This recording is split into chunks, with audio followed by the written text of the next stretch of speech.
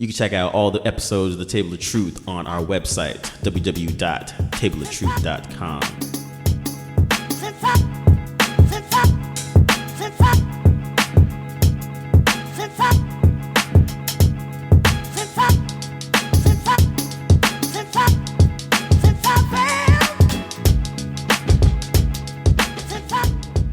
And we're live. Welcome everybody to The Table of Truth. This is your man Cam. Joining me today is the other Black Cam. Cam with the K. It's the Cam and Cam show today. Yeah, Coach K in the house. What up? How you doing? How you living? Chilling like a villain, you know what I'm saying? A lot. Been working a lot and working on my side projects and all the randomness I'm always doing. So it's been fun. Just DJing and yeah, it's a laundry list of stuff. So just been productive. Busy and productive, which is a good thing. AKA the science of life is the science of you. Yeah. And then, and also just having a lot of fun too. It's been an interesting year so far. I can't believe it's March already. We're already in the third month already. You know what was crazy? People forget how to have fun nowadays. It seems like people take life a little too seriously. And I guess based on the current climate and conditions of what's going on in the world today, we forgot how to enjoy ourselves and let our proverbial hair down from time to time and not take life so seriously. So to my peoples out there, if you have a moment to wander or dream or have fun and enjoy yourself, do that. And mentally, it will help your health. Yeah, that and laughing a lot. Like people at work, they're like, "Cam, what are you laughing at?" I'm like, "I laugh all the time. It just happens to be that you're in my direction and vicinity, so you feel that I'm laughing at you, but you're laughing too, so I'm laughing with you." Yeah, so, laughing is laughing is a healthy exercise. So. Yeah, man, it's how we stay young. But but you know, Oscars just happened yesterday. And it was the 90th version, which is crazy. And actually, I watched the whole thing, and I didn't know if it was the Oscars or if it was the BET Awards, because the amount of jokes, the amount of brown people on the screen, the amount of black people was on the screen, like they were just showing, like it was to the point where they were just interviewing anyone that wasn't white just to have them. Like, who are you? All right, come over here. What's your name? Gonzalez? Let's make it happen. Okay, so I haven't watched the Oscars in a few years, and the times I do catch anything, it's either post Oscars either on Twitter or some social media site, or I get updates from my friends who are in tune with the Oscars. And we had, on a separate chat, we had discussed diversity and inclusion. And I'm not going to go too deep into this, but you had just mentioned that the Oscars try to interview anybody or everybody of color. And I feel like it's not an honest way for representation. And I don't feel like being represented in that way translate to a movement where everybody's on equal playing field. Because if that was the case, then you'd have other movies getting in if there was inclusion and diversity within the Oscar format, which it clearly is not. With that said, the Oscars will always be the Oscars. I'm kind of, whatever about it. It's cool that they had people of color or whatever being interviewed, winning awards, but I feel like it didn't come from the heart. You know what I'm saying? Like, I don't feel like they won because it was a great thing. I feel like they won just to make a statement. The Oscars make a statement. Like, see, we do give awards to these other unrepresented pieces of work. And I'm just like, I kind of results in capitalism, because at the end of the day, when the director Jordan Peele wins for Get Out, and you have all these other Guillermo del Toro, it says, hey, now they can be free to do other work, but it shouldn't come down to that all the time. Because I made an argument about, like a lot of Latinos won the last 4 to 5 years, but based off the work that they put out, none of it represented Spanish or Latino culture. It was something that was I wouldn't say not familiar with, but it didn't represent them. Like if you watch a movie like Coco and that wins an award, it talks about the Latino culture and history. That's cool. But dude pretty much won for a Splash remake, Which was supposed to be really good. I haven't watched it. And the thing I was going to say was, I think it's actually better that he won for something like that because it goes back to the fact of you don't have to necessarily lean on your culture to win an award to get to that level, you know? Like Guillermo del Toro he likes monster movies. That's his thing. I'm like, he's a monster dude. He did Pacific Rim. He did freaking Pan's Labyrinth. He did Hellboy. Like he likes monster shit. That's his thing. And even Pan's Labyrinth was dope because it had like a tenth of Latino culture in it as well, or like uh aspects in it. But I like that Guillermo del Toro, like he does stuff that he likes. Like he's done, Spanish language things, but like his bread and butter is horror stuff. And so like for him to win for something that he likes to do, I think that's awesome. And then he just quote unquote happens to be Latino, then it's like, oh, that's freaking fresh too. And someone made the point too. The last 5 best picture movies have been were directed, or the best director, sorry.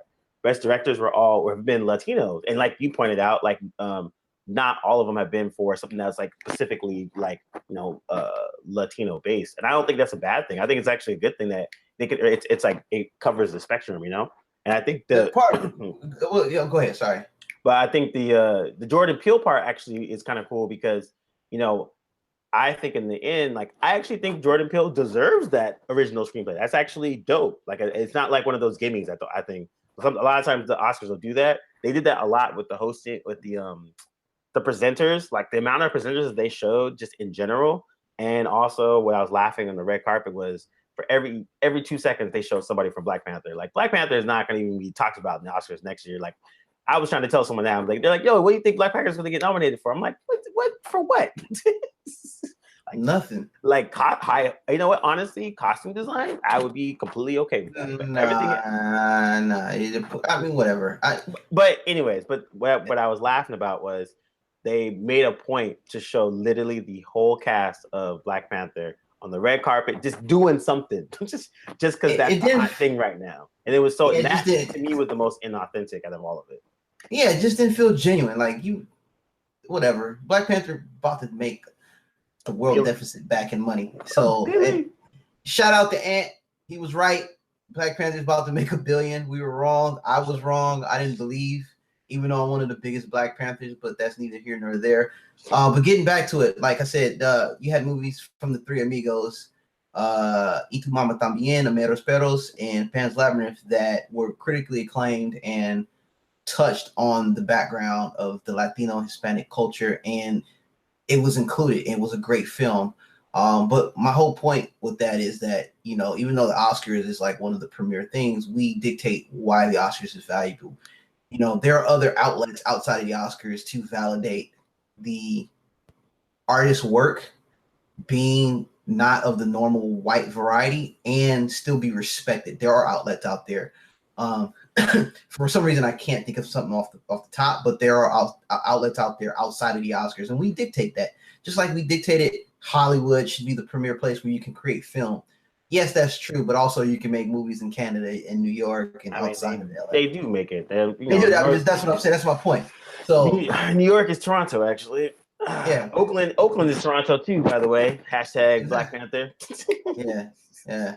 I'm also calling Common the rap version of Don Cheadle. I think that guy raps on anything. Well, I mean, he got nominated for another Oscar because he did writing chops for something. I forgot what it was. He was nominated for one of the songs on there for writing. I'm just seeing a little too much of Common lately. Hey man, he put in that work, bro. Put in that work. He's on tiny desk, big desk, medium desk. He's at the White House twice a year. I don't know, bro. He got a little top Common burned out. Yeah, he got the new gig too. I mean, he got the new group or whatever. But yeah, I think in general, like the Oscars, someone had a good point. If Weinstein would have not got pinched, none of this would have happened. In terms of the presenters, in terms of the statements and all that kind of stuff. That is 100% a fact. I think film-wise, someone brought up there like, there was no one Titan film that won every single award. Like it was actually kind of spread out for once. Shape of Water won 4, I guess, but like, normally when there's a best picture or whatever, it wins like 8 awards and shuts out everything else, blah, blah, blah, blah, blah. Well, the crazy thing is I saw the trailer to Shape of Water and I was not into it at all. Yeah, I mean, I haven't seen it yet. I generally like Del Toro's work, so I've been enjoy a lot of the stuff that he does. But but that's kind of general. Like I'll probably watch maybe 3 Best Picture nominees before the actual Oscars, just in terms of like interest, if you want to put it that way. Well, in the words of the great Jay Smooth, I'm going to watch that movie so I can become a well-informed hater. So, yeah, you got that's my new mantra from here on out. If I'm going to complain and gripe about something, I want to be well-informed. So I'm going to watch it, and if I think it's the same. But I'm going to know about what I'm hating about. Yeah, but it's the same. It's the same with music and all that kind of stuff. My old Padawan at BET, that was her challenge to me was to listen to more newer music, rap music, before I passed judgment. And so I was like, you know what? And I was like, you know what? You are 100% correct. As a DJ, as a fan of hip hop, I should be listening to music as it comes out. So at the very least, I have an educational hater about it, as opposed to just automatically dismissing it. Yeah, well, I'm a cynic. So when people came out and said the new Black Panther soundtrack was fire, I listened to it and I was like, it's more of a fucking stove. You know what it is, and this actually was at my work.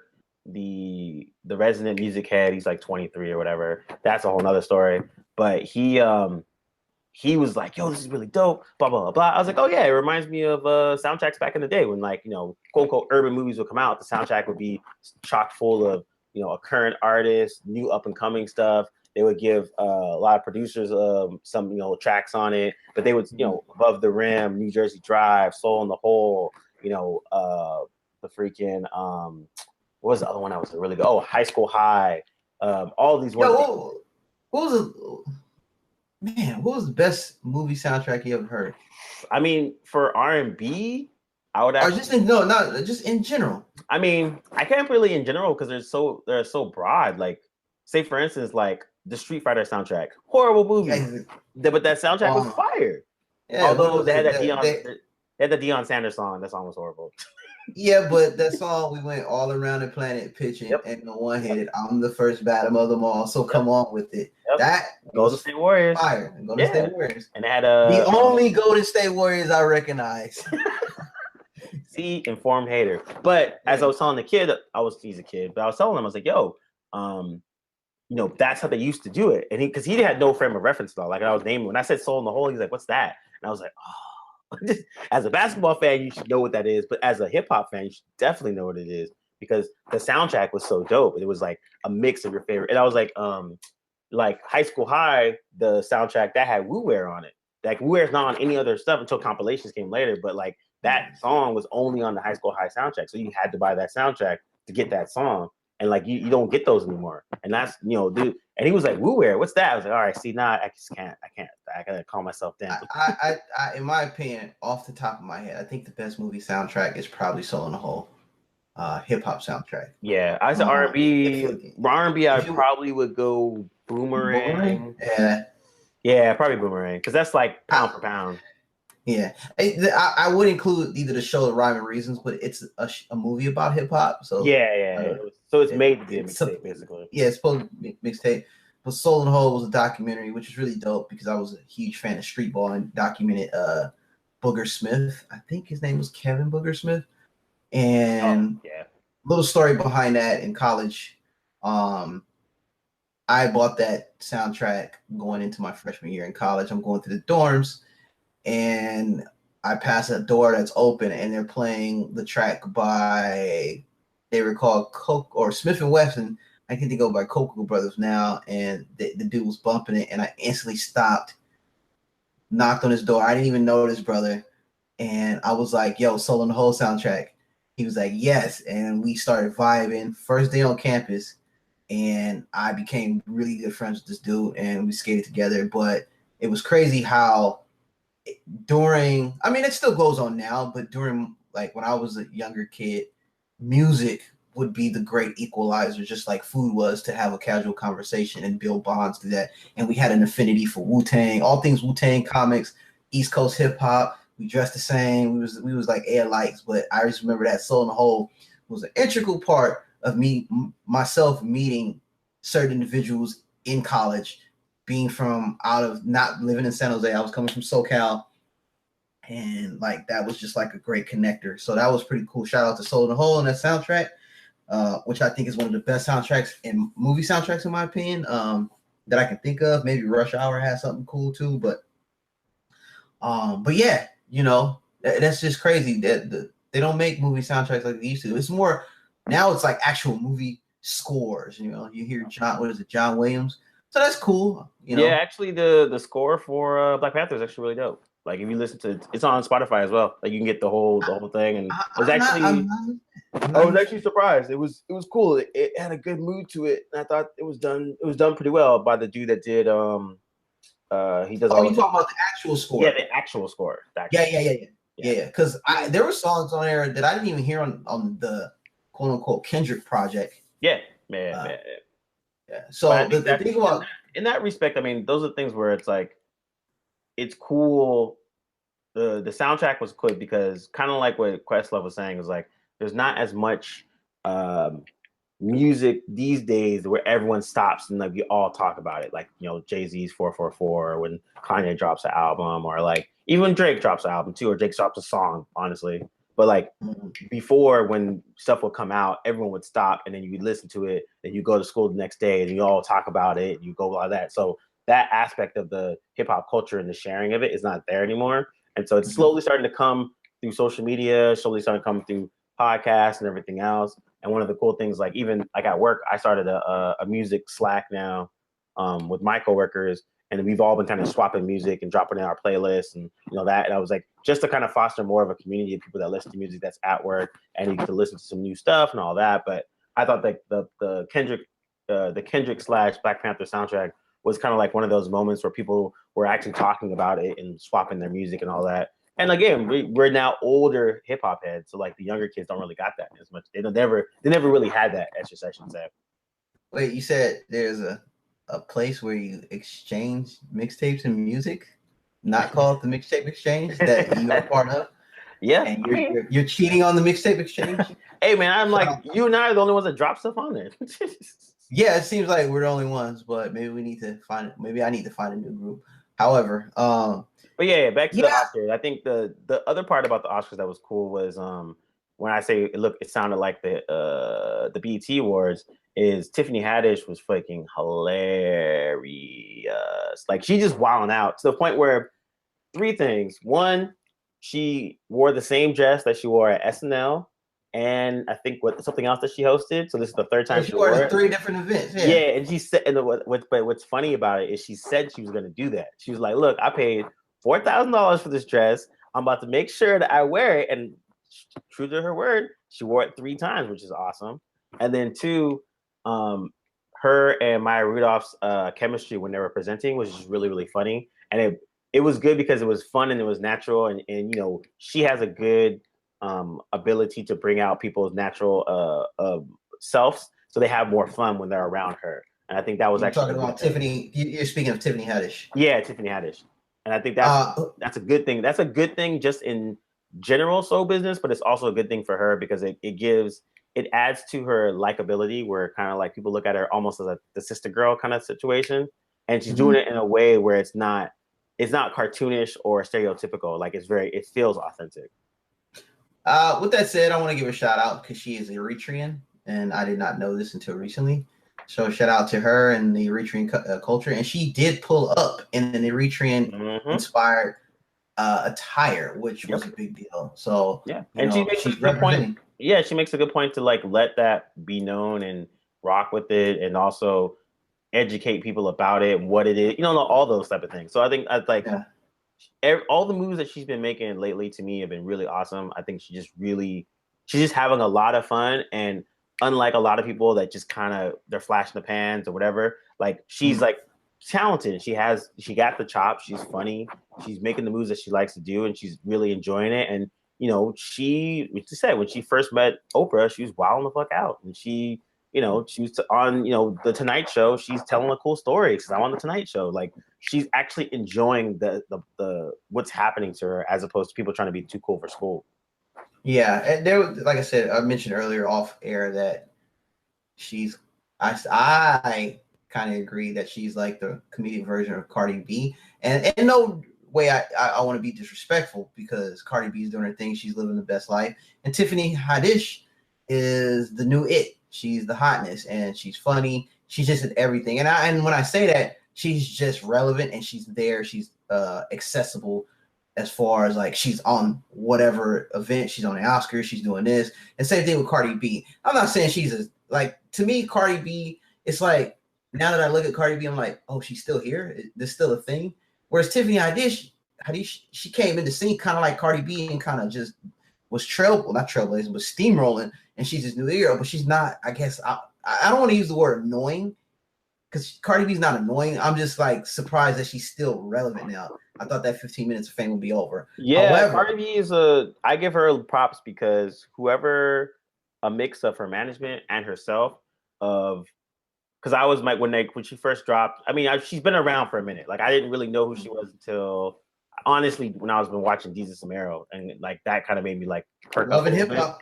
Yeah, like I don't watch Love Hip Hop at all. I don't. Me neither. Yeah, but that was like the beginning of it. But then looking her up, she'd already dropped like 2 or 3 mixtapes on her own. She was doing videos. She was on her grind, which was awesome. And then when Bodak Yellow came out, whatever, and everyone's hyping it up, and she's from the Bronx, and people really, like, especially in New York, they were really behind it.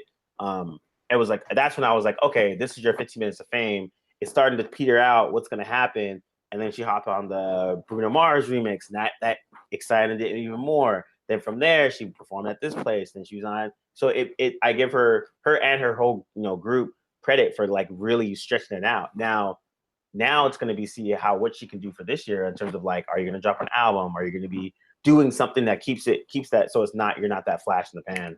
And I think I think she's going to be a flash in the pan, and I'm going to preference by saying, shout out to her for taking advantage of an opportunity and riding it basically to the wheels fall off. I'm not going to knock her hustle, because I like that people get behind somebody in a positive light, and she's doing her thing, and she's relevant, and she's out there. She's doing, like I said, she's living the best life.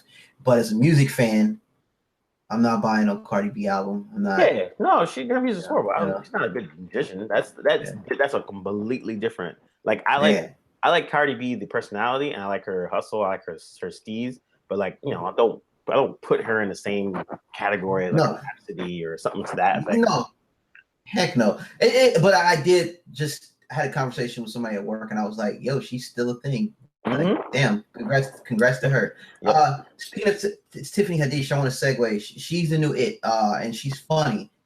And I want to say that she may have her own Netflix special. And when I say that, I wanted to talk about the recent happenings with Monique. And Monique, just to give our audience a little backstory, Monique has been in the news or in the media lately. Basically, Monique's story was she was trying to get a Netflix special, or Netflix was coming to her, and Monique felt like she was short-sighted because of her previous resume, and all her accolades that she has. And they gave her a subpar deal, and she wanted to be paid like the Dave Chappelle's, the Amy Schumer's, the Chris Rocks of the world. And she felt like she was deserving of that. Then what made it big was a lot of people in social media and other outlets said they were mixed. Some were like, Sinbad had got on the Breakfast Club. So Monique got on the Breakfast Club, and her and Charlemagne got into a debate. And the bad thing about that is when I watched that interview or listened to that interview, it's like no one really answered the questions they were asked.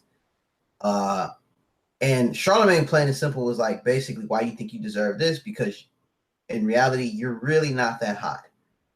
On the other hand, Monique is saying that, because she's a Black African woman, she's not the face of the image that people want to see, because she's a heavyset Black woman. She's outspoken, and she believes that she was unjust in getting a deal because she's a woman, she's a comedian, it's harder, and she's Black. And she has a lot of all valid points. All valid points. And I don't know that world, but I can understand. You don't have to understand the comedy world to understand that. But at the same time, part of me is like, I don't think like Faison Love was on the Breakfast Club as well, or Sway in the Morning, and he said, I agree with her. As a comedian, they kind of got behind her, but at the same time, they was like, where she messed up was she didn't realize Netflix is just not fooling with you. That's basically what it comes down to. And we, as in our little private group, got together and was like, well, honestly, I don't really check for too many female comedians, and that's not to say they're not funny. It's just like none of them really interest me. Only a few. There's a few out there that catch my ear, and I listen to them, and I was like, oh, she's funny, she's dope, and there's the legends, obviously.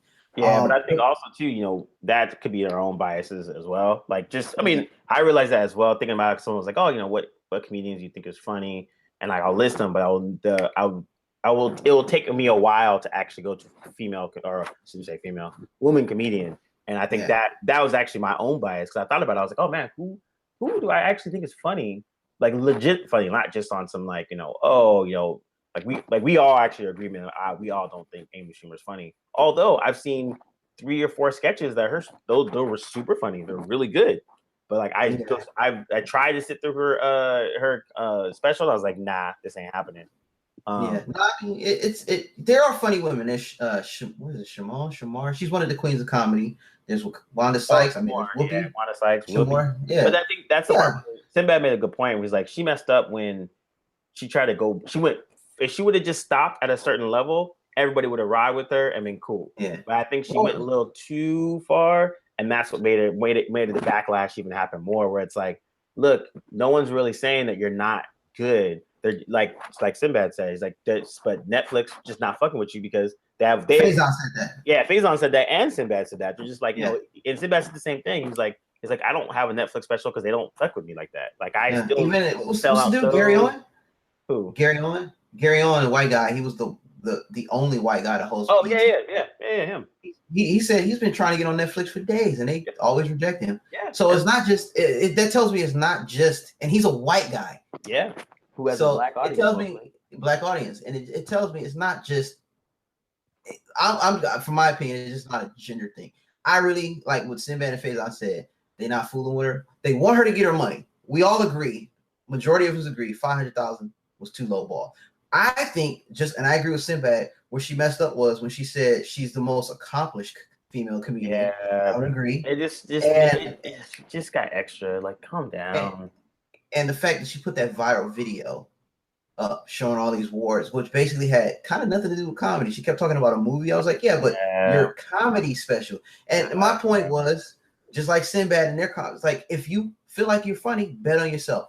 Go do your own special. Yeah, 100%. And honestly, I think and to what Charlamagne was saying, and he was correct. He was like, when Amy Schumer got her deal, she'd already been on tour for a year, selling out 50 cities. Same with Chris Rock, same with Dave Chappelle, like a lot of the other ones. And then there's a lot of younger ones that aren't doing that. Russell Peters has been having specials on Netflix, but he's like, Russell Peters been putting in that work, and he literally is one of the most paid comedians right now, next to Kevin Hart, and he don't have no movie out. That's just more just because he's international. So I think for her, I think she kind of came in on a hubris of, I got an Oscar, I did some stuff, I should be at this certain level, not looking at the work that the people that got that money had already put in coming towards the table. So she got lowballed 100%. But I think it would have been better for her to be getting, I got lowballed, cool, and be like, hey, Netflix tried to play me, so I'm not going to do nothing on Netflix. I'm going to do my own thing. I'm going on tour. Fuck Netflix. Da da da da. I think she would have actually probably sold out more and had a full sustainable 2018 based off of that bad experience with Netflix. But instead, she tried to lobby it to get more money, where it's just like, it backfired, I think. And now she's on the defensive, and then she's going on, different shows and trying to play the auntie type role, and Charlamagne, you hate black women and blah blah blah blah. And it's just like, dude, it's like you're going to a whole nother level that didn't need to go to, and it makes it worse actually. And she had this thing when she was calling her husband daddy. You know what? I don't know. Yeah, I'm not all that stuff. I'm like, you know what? God be with you. Basically, Monique needs, if she really thinks she's that funny and she deserves that, go bet on yourself. Do your own show. I do agree. She got lowballed, and if they want to give her 2, maybe 3 million, and I don't know her. I don't want to mess with her money. I'm not in her pockets, but if they said 2-3 million, cool. But she wanted GOAT money, and I think she deserves llama money. And that's what I always say. She ain't that funny. Ain't nobody really checking for Monique, but I do think she got disrespected because she is a queen of comedy, she has put in that work. She did come in the same era as those great comedians. But again, it just goes to show you they're not messing with her. They're messing with Tiffany Haddish. Yeah. She's the one. She's the Yeah. So, and also too, I think the bare minimum for me was, as I was talking about, as people were saying before, was like each one of those comics all like again were already came into the gate like 1-2 years on tour, 50 to 100 shows, and then while they're talking to Netflix, not been chilling, kind of doing some stuff, not really putting in. And even like Sinbad's always on tour. He's always doing his thing. He knows his audience. And he's completely secure in it. No, he's like Netflix. Maybe it works, maybe it doesn't. But again, like he said, bet on yourself. You're doing your own thing. And I think I forgot who was it. Someone was like, "Whoa, what she should have done? She should have took the $500,000 and then use that to fund the tour for the next year to make even more money." And so, yeah, I don't know how Netflix deals works, and I don't know what encompasses that and how much she has to do. But apparently, they felt that it wasn't worth her time. And another thing about Monique, I don't know, but people say she's hard to work with, and she has a lot of beef with the industry people. And she felt she got blackballed. And if she did get blackballed, and it was because of what they said, then she kind of brought that on herself. But if she didn't, then that's another issue. But again, I don't know. I'm just hearing both sides of the story. Too much things to worry about. Yeah. All right. Also in the news today, or recently, a couple people that we know and possibly love is Rick Ross and Kevin Smith. Both had heart attacks. And being from the 90s hip hop era, I'm always big about going to see your rap heroes because you just never know nowadays. 2017 was rough. Most recently was it Phife Dawg as far as hip hop heads. And you had a lot of musicians. And basically what I'm trying to say is just to the people out there, including myself, just be healthy. I mean, you looked at Big Pun. If you Google Big Pun older pictures, that dude was suave. He was slim. He did not look like the 700-pound behemoth that we saw the lasting image. And so I'm just like, yeah, when he passed, I remember actually the reason why I remember it is vividly because I was watching I think it was Rhapsody and they're talking about it. And my mom she just glanced at the screen and she's like, "Oh man, that guy better watch out, man. He's gonna have a heart attack and die." And I was like, he just died today." And but she said it because she's like, I could tell because the bigger you get, your heart stays exactly the same size, and so you're not healthy and all that kind of stuff. It's gonna catch up to you. And she's like, you could tell even because I think it was a clip of an interview, and as he's talking, he's breathing heavy as in between each of his words. And Biggie had the same kind of situation when he was talking as well, just showing that Biggie wasn't that big though, but no, he wasn't that big. But at the time, at the end for Big Pun, I think he had already dropped something like 40 pounds, but he was already, he was way ballooned past, But you know what's crazy? A lot of people that are overweight that die when they're trying to lose the weight. Yeah, it's almost too late. Yeah, and the thing with Kevin Smith, he got online and he basically told what he was thinking and what he felt like after it. And basically, he had a clog in his blood vessels, which is it's like this thing called the Widowmaker, and he was that close to death because basically it clogs up and it just constricts and you have no blood flow and it just stops the flow in your artery. And so he was really that close, and he had basically a self-assessment in those moments saying that if this is it, he said, he's like, I think I lived a good life. He was content. He wasn't ready to die, but he said he was content with life. That's dope, though. Unfortunately, he came back to life and it put a new spin on it. But I'm just saying in general, like, and this goes out to everybody, the Table of Truth members, our friends, family, extended family, just be healthy. I mean, we can't make the mistakes of our parents. Like, fortunately, my mom, I'm gonna give a little personal story. My mom, she, when you're younger, you're slim, and then over time you gain the grown folks weight, and she kind of bloomed up to over 200 pounds, and that's the biggest she's ever been. And then I think what kind of did it for her, she used to work for the post office, and we used to live on top of a hill, and she had to deliver mail on top of that hill, and she thought she was having a heart attack, when in reality she was just out of breath and out of shape. And so fast forward a few years later, she had to get surgery to get that weight removed. And now she's all about walking. She stopped smoking. The only thing that kind of kills, she doesn't sleep as much, which is weird, but she is more of a health conscious. She don't eat as much. She don't eat her own cooking. So wow, that's interesting. She tries to be as healthy. She does eat something. She'll have that one day when she'll have a little something, but she just tries to be a lot healthier. And then if you just look at the mistakes of our parents and their friends, they're dying from diabetes, having heart attacks, and all this crazy stuff. In our generation nowadays, are all health conscious. We're doing all these activities. We're trying to be more active. Now, granted, our generation, we used to be super active. We kind of slow down because life happens, but we still have an activity, whether it be dancing on the weekends, a little walk, doing a little fun work, like work even caters, your job caters to like being healthy. They have these like, who can lose the most pounds for this month, as a group type of deal. So shout out to people trying to live healthy and just be conscientious, because man, it's catching up to us, and some of my rap heroes are passing away. So yeah, I mean, that happened with when Kool Herc was yes, when he was what is he had I think it was heart surgery or something like that, but he didn't have insurance.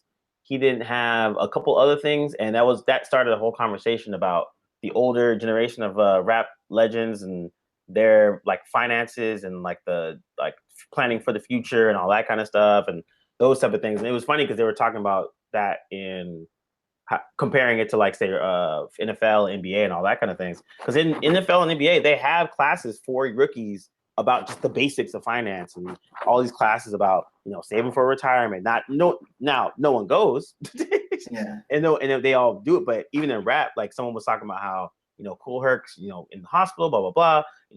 Puffy or someone should come through and save him and da da da da. But it was just so interesting because it was like the older generation of rap, they're all in various levels of either health or wealth and all that. The generation right after them, same thing. Generation after them, that's the Dre's, the Puffies, the now entering with the Pharrells, and then the one after that is like the Kanye's and stuff. But yeah, the older generation, just in Black people in general, like just the aspect of health and just being on it and getting just some like physical activities, like because I have hypertension in my family, diabetes in the family, high cholesterol, blood pressure, the whole nine. So it's like as I'm getting older, I'm like, there's no reason I should have a pot belly and freaking can't walk up a flight of stairs. Like that's ridiculous. And so I remember that too, because I vividly remember I was going up some stairs and I got to the top and I was like, like breathing heavy. I was like, okay, so it's a sign.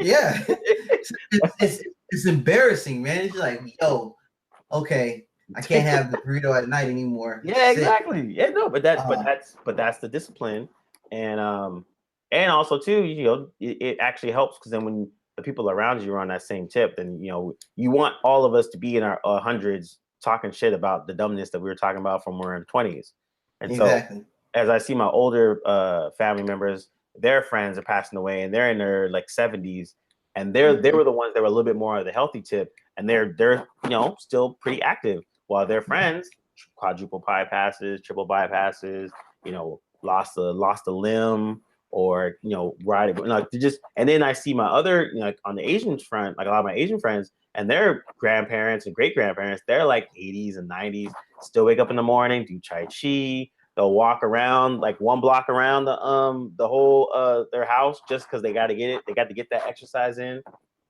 And then we can circle back around to the beginning of this episode when we said live, love, and laugh every day.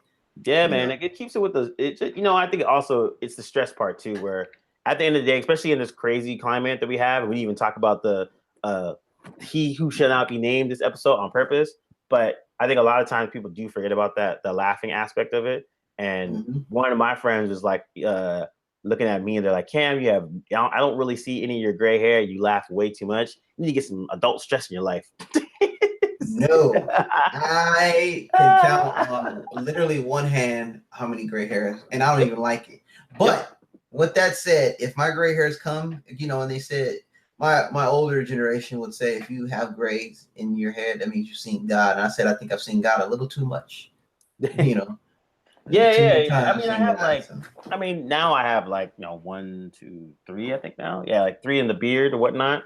but Yeah. it's not like it's a bad thing. I'm like, oh, cool, I got some grades. You know, Yeah, you got some grades. If I get some Reed Richards over here, that should be Yeah, awesome. exactly. I was like, if I get grades in the certain part of my head, I'm going Reed Richards for Halloween. Yeah, that's what pretty much. I'm going. But I think Dr. J. But I think that's also even at my work. We were talking about something, and I mentioned my age, and then one of the coworkers was like, "Wait, how old are you?" And they're like, "Wait a minute." And then she's like, "I need to rethink my life choices." Because she was like, and she was thinking about it. She was like, "There's no. I literally thought you were my age, and you're not. You're like literally 10 years older than me." And I'm like, "That's all my friends. We all laugh a lot. We do have some type of physical activities. We try to keep stress to a manageable level, and really that those things kind of help keep that youthful personality and all that kind of stuff, which I think is awesome. It makes it easier. I really don't want to be a lot of the people that are my age. They look like they're 50, which is crazy. Yeah, and we have a head start. We're just black. Yeah. Yeah. But, all right, we'll wrap it up. Let's do some final words. Cam, what's your final words? Like I said, my final word and my mantra for 2018 is: if you're gonna be a hater, be a well-informed hater. Join the club. Know all the things that's going on before you chime in. I am a cynic. I am always the contrarian in our group chats, and I will go down fighting, but I will try to be as well informed when I present the hopefully facts and not opinions on subjects that matter to me, and we can have asinine arguments about it. But again, just if you're going to be a hater, be a well-informed hater. Nice. My final word is I had an epic conversation with my Lyft driver, and we were talking about the plight of Black people just in general, and a lot of things brought up, like the more. Before you even go, who was the ethnicity of the Lyft driver? He was Black as well. Okay. Oh, sorry, he was a Moor, as he pointed out. He was Morgan Freeman. But we were talking about a lot of different things, conspiracy theories, and I was not even going to say conspiracy. We're talking about a lot of different theories. We're also talking about knowledge base and control, and stuff like, what we will learn in universities isn't necessarily the full truth. And we talked about searching for knowledge on your own and that kind of stuff. That I totally agreed with. But one of the things I was like telling them, I was like, it's cool to have a sense of knowledge that, Black people invented the internet. We invented this. We invented, like, basically that was kind of his thing, was like, Black people invented everything, and everyone's Black and blah, blah, blah. I was like, that's awesome, cool, but what does that actually do for the person here and now? And so my whole thing was like, as much as you're talking about that Black people invented the internet and Black people, there was no slavery, that we're already, there's more Black people than you think there is. Like, I was like, on a census level, the Black population in America is about 10 to 13%. Want to put it that way. He's like, that's a lie. There's more Black people just in America. I was like, all right, cool. But since I'm not a statistician and you're not a statistician, and we can kind of look at other people's research about it, he was like, nah, but they're all lying. I'm like, all right, so every scientist in America for the last 80 years has been collectively lying. And so I was saying, and I was like, I'm not saying that that's not true, but I was like, it's highly unlikely. Now, the farther truth is, you have to go look at a bunch of different research at one time to probably get the full truth. But anyways, not to go too deep, but anyways, my thing was, as we always talk about, like you said, be a well-informed hater. You might as well listen and learn and all that. And it was interesting to have a conversation with him, because he was spouting out a bunch of stuff, acting like I wouldn't know what he was talking about. And every time he said something, I was like, oh yeah, I know that theory too. It's about blah, blah, blah, blah, yada, yada, yada. And the two other people that were in our Lyft, they were just like, yo, this is super interesting. And we got to one guy's stop. He was like, damn, I kind of want to just stay and listen. And so he was like, he's like, man, you make some really good points. I'm like, oh, thanks, man. He was like, but you make good points. It was funny. And honestly, you know what it sounds like? It sounds like comedians with cars, but you can be like Hope Tips. Yeah. Hope Tips would get. Yeah, exactly. And honestly, it was funny because Lyft line, I've been taking Lyft line a little bit more often. And it's always like you just hop in and you have your little phone, no one's talking to each other. Or you get in, you're like, hey, good morning or good afternoon, or hey, how's it going? Where nothing crazy, but you still acknowledge the people that are in your car. And I actually like it a little bit better because people start to interact more. And the only other time I had something similar to that was when I hopped in and the driver was Israeli. The passenger next to me was a gay Palestinian. And then we were talking about the Middle East and all that kind of stuff. Yeah, it was dope. But it was a positive conversation because we talked about American policies, we talked about Israel, and then we just had a good conversation of just about different policies. And at the end, same thing. The guy that was leaving, he was like, "Man, this was a really good conversation. Thanks, guys. This made my day." But that aspect of it was cool. So kind of goes back to what we were talking about earlier about with music and sharing and having those conversations. And I think because we're in our age where we do get glued to our phones, and I do it too, and a lot of people do, but having those good face-to-face with strangers, just having an open conversation that's not hostile, that's not freaking my side versus yours, it's more just sharing of ideas. It still gives me hope in terms of our current climate of things. And yeah, that's my final word. That's what's up. Hey, everybody go download Pokemon Go so we can have world peace. that or Fortnite. I'm gonna kill some zombies. But yeah, all right. This is the Table of Truth, and we are out. Peace. You can listen and download to all of our episodes of The Table of Truth on iTunes. Just search The Table of Truth podcast.